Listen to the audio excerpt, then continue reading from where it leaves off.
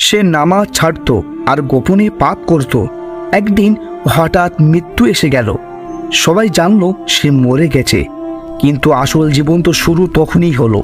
মৃত্যুর পর সে চোখ খুলে দেখে সে জাহান্নামের আগুনে। মাত্র একটি রাত, আর সেই রাতে বদলে যায় সবকিছু।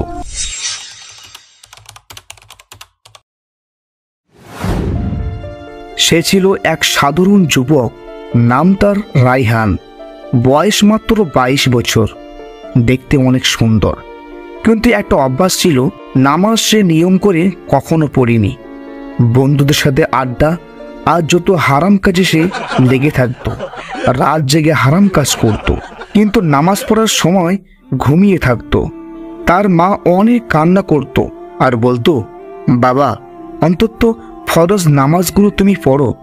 সে বলতো, মা আল্লাহ তো মাফ করবেই, আর আমি তো খারাপ মানুষ না।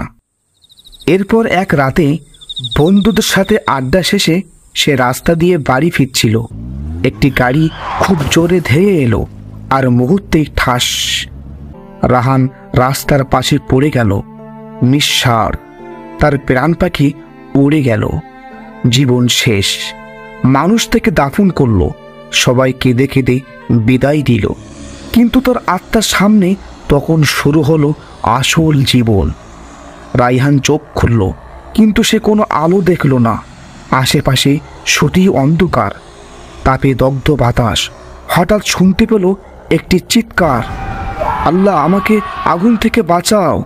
সে নিজেকে দেখল তার শরীর জ্বলছে, তার ত্বক পুড়ে যাচ্ছে, কিন্তু সে মারা যাচ্ছে না। সে চিৎকার করে বলল, হে আল্লাহ, আমাকে একটা সুযোগ দিন। আমি ফিরে যেতে চাই। আমি তওবা করব, আমি নামাজ পড়ব। তখন এক ফেরেশতা বলল, তোমাকে অনেকবার বলা হয়েছিল, তুমি জানতে কিন্তু মানোনি। এখন তো তুমি জানি না এই কথাটি বলতে পারবে না। রায়হান অনেক কান্না করছে। পাশে দেখছি তার মতো হাজার অনেক যুবক, তারা সবাই নামাজ ছাড়ত আর পাপ কাজে লিপ্ত থাকত। তারা সবাই ফিরতে চায়, কিন্তু এখন সময় শেষ। এখন আর সময় দেওয়া হবে না। আচমকা সে আবার চোখ খুলে দেখে সে নিজ কক্ষে বিছানায় শুয়ে আছে। সে ভয় পেয়ে উঠে বসে। তার দেহ ঘামে ভিজে গেছে। সে বুঝে যায় এটা ছিল একটি সতর্কতা, একটি স্বপ্ন, এক ধরনের বাস্তব অভিজ্ঞতা। সেই সকালে রায়হান উজু করে নামাজ পড়ে।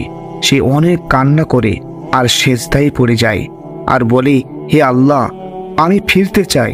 আমি নামাজ পড়ব, আমি বদলে যাব। রায়হান তওবা করে এবং সে আল্লাহর পথে ফিরে আসে। সমস্ত গুনাহ থেকে সে নিজেকে দূরে রাখে এবং সে সৎ পথে চলতে থাকে। প্রিয় ভাই ও বোনেরা, রাসূল সাল্লাল্লাহু আলাইহি সাল্লাম বলেছেন, যে ব্যক্তি নামাজ ছেড়ে দেয় সে যেন দিনকে ধ্বংস করে দিল। তিরমিজি শরীফের হাদিস। আরেকটি হাদিসে এসেছে, মৃত্যুর পর সবাই বুঝবে, কিন্তু তখন বোঝার কিছুই থাকবে না। প্রিয় ভাই ও বোনেরা, এই গল্পটি সত্য নাও হতে পারে, কিন্তু এমন বাস্তবতা যে আমাদের জীবনেও আসতে পারে সেটা সত্য। নামাজ হোক আমাদের জীবনে বাঁচার প্রথম পদক্ষেপ।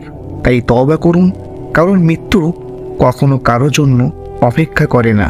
আর ভিডিওটি শেয়ার করুন, এই বার্তাটি পৌঁছে যাক প্রতিটি যুবকের কাছে।